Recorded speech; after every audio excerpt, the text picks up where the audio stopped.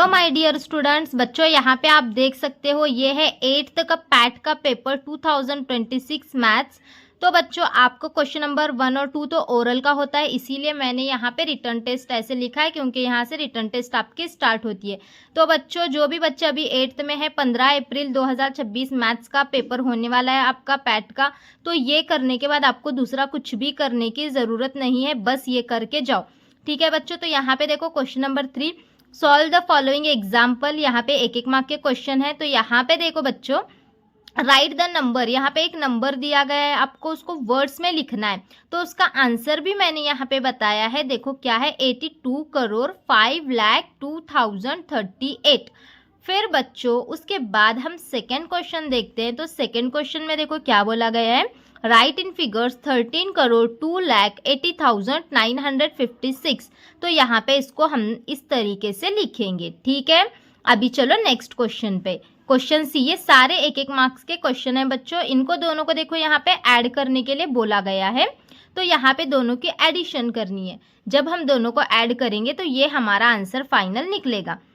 क्या आया है आंसर, जब हम 8 में 2 ऐड करते हैं, 10 का 0 कैरी का 1, आप तो 8th में हो, आपको आ ही जाएगा, ये वाला सिंपल ही तो है। फिर उसके बाद चलो बच्चों नेक्स्ट क्वेश्चन देखते हैं, डी वाला। तो डी में क्या बोला गया है, देखो the proportional of the village is 17। यहाँ पे क्या बोला गया, 17,770, out of which only 8,547 people can read and right English, how many people can not right and read English. तो यहाँ पे आपको दोनों में का डिफरेंस निकालना है, मतलब कि एक मार्क का ये दोनों में का डिफरेंस निकालना है। कितने लोग ऐसे हैं जो इंग्लिश को रीड नहीं कर सकते। तो यहाँ पे आपको कैन नॉट राइट और रीड इंग्लिश पूछा गया है, तो दोनों को माइनस करना है। मतलब कि यहाँ पे आपको 17,770 माइनस 8,547 दोनों की माइनस करने, आपको ये वाला आंसर मिल जाएगा। ठीक है, अब नेक्स्ट क्वेश्चन देखते हैं हम ई में। तो बच्चों यहाँ पे अगर हम ई देखेंगे तो how many dozens of bananas of fruit seller can purchase for रेस 2,688 एट द रेट ऑफ रेस 32 पर डजन, 32 पर डजन। तो यहाँ पे टोटल मनी यहाँ पे कितनी लगती है, 2,688। फिर यहाँ पे रेट ऑफ पर डजन कितना है, 32। तो हम क्या करेंगे, टोटल मनी को 32 से डिवाइड करेंगे तो हमारा फाइनल आंसर निकलेगा 84 डजन्स। कितने बनानाज हैं वहाँ, 84 डजन्स बनानाज हैं। तो ये वाला क्वेश्चन भी बच्चों 1 मार्क का ही है। ठीक है, अभी चलो नेक्स्ट क्वेश्चन। अब बच्चों हम ये देखो बच्चों, हम यहाँ से देखते हैं एफ से, if the expenditure for a picnic रेस 1,240 for 1 student, what is the total expenditure for 138 students. तो टोटल 138 स्टूडेंट्स के लिए निकालने के लिए बोला गया है। तो हम 1,240 को किससे मल्टीप्लाई करेंगे, 138 से। तो इन दोनों की मल्टीप्लिकेशन करने पर हमारा आंसर आता है 1,71,120। ठीक है, अभी चलो नेक्स्ट क्वेश्चन पे चलते हैं।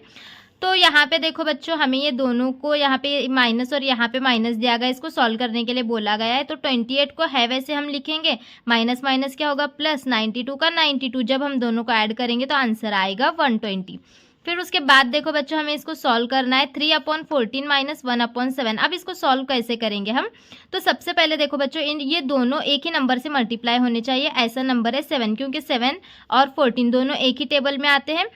तो हम इसको ऊपर और नीचे क्या करेंगे, पहले हम इसको मल्टीप्लाई करेंगे। तो क्या करते हैं हम 1 × 2 करेंगे, क्योंकि यहाँ पे 1 है, यहाँ पे हमें 14 लाना है, यहाँ पे भी 14 है, तो यहाँ पे हमें 14 लाना है। जब हम 14 कब आएगा, यहाँ पे जब 7 को 2 से मल्टीप्लाई करेंगे। तो इसीलिए हमने यहाँ पे क्या किया, 7 × 2 किया। जब हमने 7 × 2 किया तो 1 को भी 2 से मल्टीप्लाई करना पड़ता है। तो 1 × 2 अपॉन 7 × 2 इज इक्वल टू कितना आएगा, 2 1 ज़ा 2, 7 2 ज़ा 14। यानी कि 1/7 जो है ये किसके इक्वल आ गया, हमारा आंसर क्या आया, 2/14। तो 1/7 किसके इक्वल हो गया, 2/14 के। तो अब दोनों की माइनस करेंगे, क्या करेंगे हम, 3/14 माइनस 2/14। अब देखो 3 में से 2 गया तो 1 बचा, और 14 कॉमन है, इसलिए हमने यहाँ पे कॉमन में लिखा। तो ये हमारा सोल्यूशन है। फिर उसके बाद देखो अब नेक्स्ट क्वेश्चन देखते हैं, convert the given decimal fraction into a fraction. तो यहाँ पे नॉर्मल में हमें कन्वर्ट करना है। यहाँ पे देखो कैसे आएगा,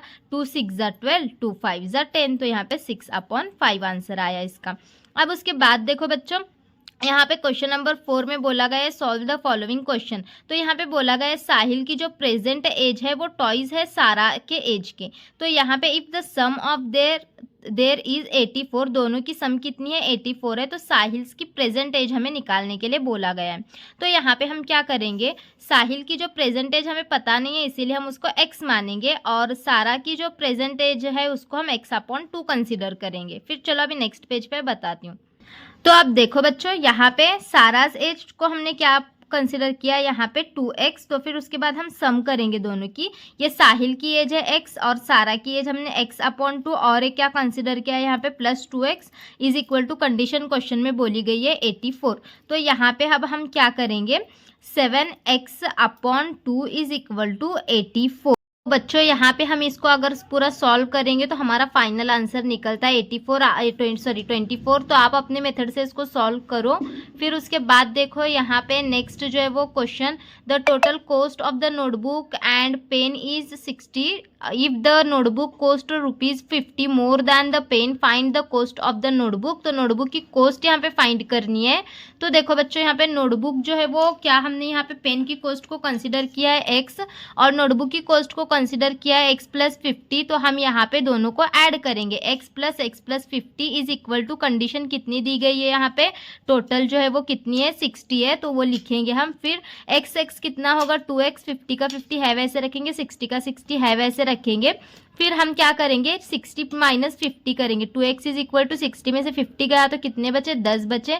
फिर उसके बाद x इज इक्वल टू यहाँ पे ऐसे करेंगे, x इज इक्वल टू 10/5। तो यहाँ पे ये दोनों को 5 2 = 10। तो ये आंसर यहाँ पे कितना, सॉरी 2 है ना नीचे, तो यहाँ पे अगर हम 10/2 करेंगे तो 2 5 = 10। तो यहाँ पे x की वैल्यू हमारी कितनी आई 5। अब फिर उसमें 50 + 5 करेंगे तो 55 आ जाएगा। फिर अब उसके बाद देखो बच्चों यहाँ पे नेक्स्ट जो है वो, after 12 years my age will be the thrice of my age is 12 years ago, find my present age. Present age find करनी है। तो प्रेजेंट एज यहाँ पे हमें मानना है x। फिर अब यहाँ पे दो कंडीशन है, एक 12 की और एक जो है वो कितने की, यहाँ पे 12 ईयर की कंडीशन +12 को ऐड करना है इज इक्वल टू, और यहाँ पे थ्राइस बोला गया है इसलिए 3 ब्रैकेट में x - 12 करना है। फिर उसके बाद x + 12 इज इक्वल टू 3 को x से मल्टीप्लाई करेंगे 3x, और ये 3 को 12 से मल्टीप्लाई करेंगे 36। फिर यहाँ पे देखो अभी हमें क्या करना है, ये दोनों यहाँ पे 3x और x है तो 3x - x करेंगे तो सिर्फ 2x बचेगा, और ये यहाँ पे माइनस में इधर साइड आए तो प्लस में होगा, तो 36 + 12 करेंगे तो 48 होगा। फिर 48 को हम 2 से डिवाइड करेंगे तो हमारा फाइनल आंसर आ जाएगा 24। ठीक है, तो बच्चों अभी यहाँ पे प्रेजेंट एज कितनी निकली, 24 निकली है। फिर उसके बाद देखो, teacher brought 91 notebooks after giving 2 notebooks to each student, 7 notebook were left, find number of students. Number of students find करना है। तो यहाँ पे नोटबुक डिस्ट्रीब्यूट कितने हुए हैं 91 माइनस कितना करेंगे हम यहाँ पे 7, तो इज इक्वल टू कितना आएगा 84। तो फिर यहाँ पे ईच स्टूडेंट को कितने नोटबुक मिले, 2 नोटबुक मिले। तो फिर उसके बाद हम क्या करेंगे, 84 को 2 से डिवाइड करेंगे तो आंसर हमारा क्या आ जाएगा 42। अब नेक्स्ट क्वेश्चन देखो बच्चों, यहाँ पे क्वेश्चन नंबर 5 स्टार्ट होता है हमारा, solve the following question, find the rate of the interest in PCPA by which Rs 900 will amount to Rs 1089 in 2 years. तो हम यहाँ पे सबसे पहले कंपाउंड इंटरेस्ट का फॉर्मूला यूज करेंगे। तो कंपाउंड इंटरेस्ट का formula A is equal to P 1 + R/100 raise to n है। फिर यहाँ पे सारी वैल्यूज जो गिवन है हमें वो लिख के लेंगे हम।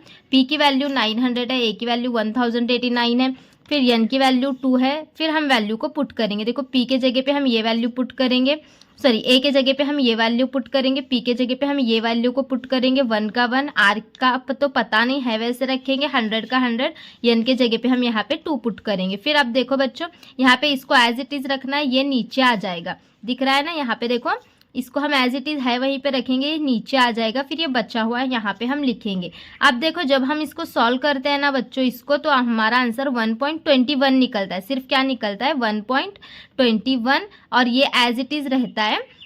अब हम क्या करेंगे, अगर हमें इसके ऊपर का स्क्वायर हटाना है तो इसको रूट में डालेंगे, इसलिए हमने यहाँ पे इसको रूट में डाला है और इसके ऊपर का स्क्वायर यहाँ पे हटाया है।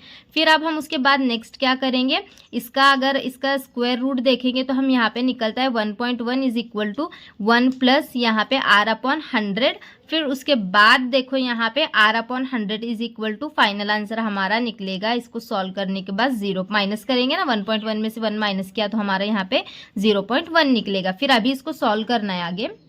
तो बच्चों यहाँ पे सॉल्व करने के बाद r की वैल्यू निकलती है 10%, तो यहाँ पे इंटरेस्ट रेट कितना निकलेगा 10%। फिर उसके बाद देखो उसी का b वाला है, एक वॉशिंग मशीन है, washing machine was purchased for Rs 21,000 after 1 year, the price were reduced by 5%, what will be the price after 1 year. क्या बोला है, एक वॉशिंग मशीन खरीदे 21,000 में, उसका फिर 1 ईयर के बाद जो है 5% जो उसका रेट जो है वो कम हो जाता है, तो वो 1 ईयर के बाद उसका जो प्राइस है वो कितना होगा। तो गिवन में हमें ओरिजिनल प्राइस कितना दिया गया है 21,000, रिडक्शन जो है वो कितना परसेंट का होगा 5% का, डिक्रीज मतलब कि रिडक्शन कितने परसेंट का हो रहा है 5% का 21,000 पर। तो फिर 5% निकालेंगे हम 21,000 पे, तो परसेंटेज कैसे निकालना है आपको पता ही होगा। तो 21,000 पे इसका 5% निकालेंगे तो 1,050 आ जाएगा। फिर न्यू प्राइस क्या करेंगे हम, 21,000 में से 1,050 को माइनस करेंगे तो ये हमारा न्यू प्राइस आ जाएगा। ठीक है, अभी चलो नेक्स्ट क्वेश्चन नंबर 6 पे चलते हैं।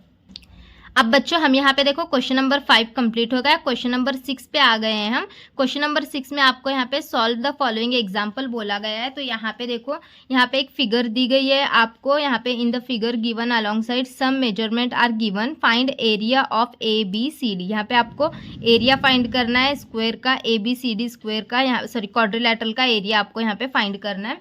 तो यहाँ पे ये area of the quadrilateral ABCD क्या है यहाँ पे फाइंड करना है। तो इसका फॉर्मूला क्या आता है, मतलब कि इसको सॉल्व करने के लिए हमें 1/2 इंटू क्या करेंगे 40 इंटू कितना करेंगे ये 9 करेंगे, 1/2 इंटू 40 इंटू 9। तो यहाँ पे देखो ये सॉरी ये तो 2 है ना, 2 यहाँ पे इसको हम डिवाइड करेंगे तो 20 आ जाएगा। फिर 20 को 9 से यहाँ पे मल्टीप्लाई करेंगे तो हमारा आंसर कितना आएगा 180 आएगा। फिर अब उसके बाद क्या करेंगे हम, यहाँ पे उसका अब एरिया निकालना है। तो 180 प्लस कितना करेंगे हम, टोटल यहाँ पे 300 करेंगे। तो 180 प्लस 300 करेंगे तो हमारा टोटल एरिया कितना निकलेगा 480 मीटर स्क्वायर निकलेगा। तो क्वेश्चन नंबर 6 खत्म हो गया हमारा। क्वेश्चन नंबर 7 पर चलते हैं। तो क्वेश्चन नंबर 7 में बोला गया सॉल्व द फॉलोइंग क्वेश्चन। तो यहाँ पे द वॉल्यूम, ये आपको MCQ टाइप होगा, यहाँ पे 4 ऑप्शन होंगे और आपको उसमें से आंसर टिक करना है।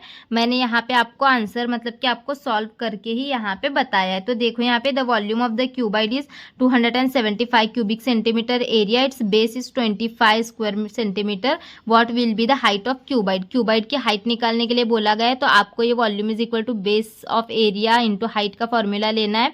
फिर ये आपको बेस इंटू हाइट करना है। फिर ये करने के बाद आपका जो फाइनल आंसर है वो 11 सेंटीमीटर निकलेगा। ये ऑप्शन में आपको टिक करना है। उसके बाद ना बच्चों यहाँ पे द डायमीटर बी वाला देखो, the diameter of the base of the cylinder is 7 centimetre and it's height is 60 centimetre, find curve surface area बोला गया यहाँ पे सिलेंडर का। तो कर्व सरफेस एरिया सिलेंडर का 2πRH फॉर्मूला है इसका।